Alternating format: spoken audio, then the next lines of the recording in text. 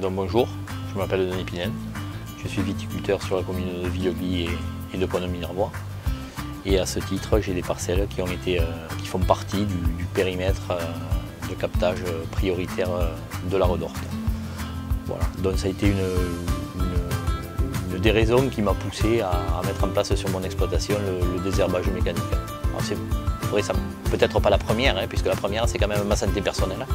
C'est la première chose qui m'a incité à me tourner vers des pratiques un peu plus, on va dire, respectueuses de l'environnement et de ma personne.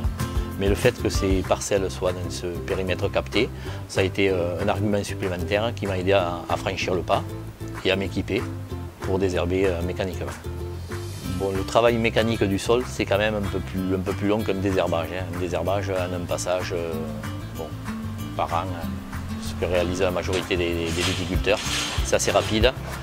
Le désherbage mécanique, en ce qui me concerne, moi je réalise deux passages. Un passage au printemps avec une décavaillonneuse légère et ensuite un passage dans l'été avec des lames intercept. Mais en ce qui concerne la décavaillonneuse, je roule en gros entre 2,5 km et 3 km/h. Donc c'est quand même un peu plus lent. Ensuite, le second passage avec l'intercept, c'est plus rapide. On peut rouler 5-6 km/h facilement. Le sol est travaillé, ça se fait très bien. Mais bon, je dirais que c'est quand même peut-être un peu plus gourmand en temps. Mais bon, c'est tout à fait réalisable à l'échelle d'une exploitation comme la mienne.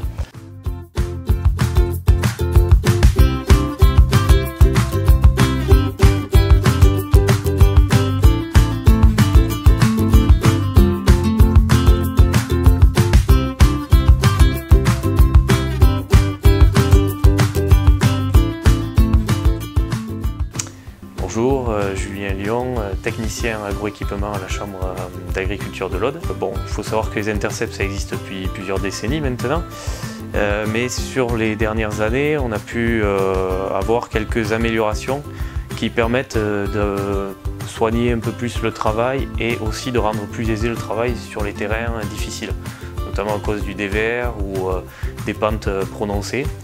Parce qu'il faut savoir que dans l'Aude et plus largement dans le Languedoc-Roussillon, les plaines sont rares.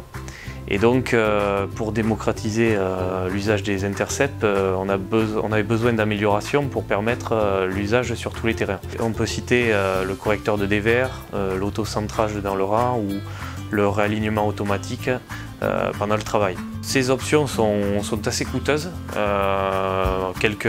plusieurs milliers d'euros, qui peuvent alourdir la facture x2, notamment par exemple un investissement de 12 000 €, toute option peut vite arriver à 25 000 €. Mais si on veut travailler dans certaines zones de la région, on est obligé d'en passer par là si on veut un travail qui n'endommage pas les ceps.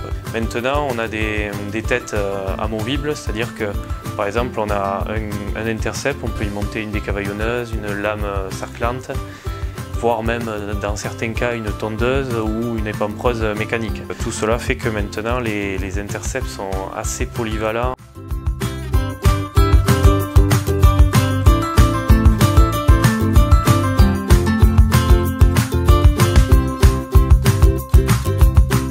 Bonjour, Magali Lobre, je suis chargée de mission à Carcassonne Aglo et je travaille plus particulièrement sur des projets en lien avec la protection de la ressource en eau destinée à l'alimentation en eau potable.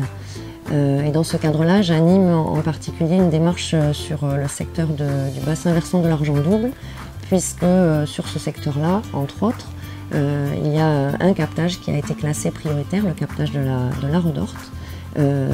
Qui a été classé prioritaire par rapport à sa sensibilité vis-à-vis des pollutions par les produits phytosanitaires. Les solutions mécaniques par l'utilisation d'outils intercept et le désherbage mécanique du rang est une solution qui peut être intéressante. Petit à petit, on voit qu'il y a quand même une évolution de l'intérêt qu'on peut avoir sur ces techniques-là.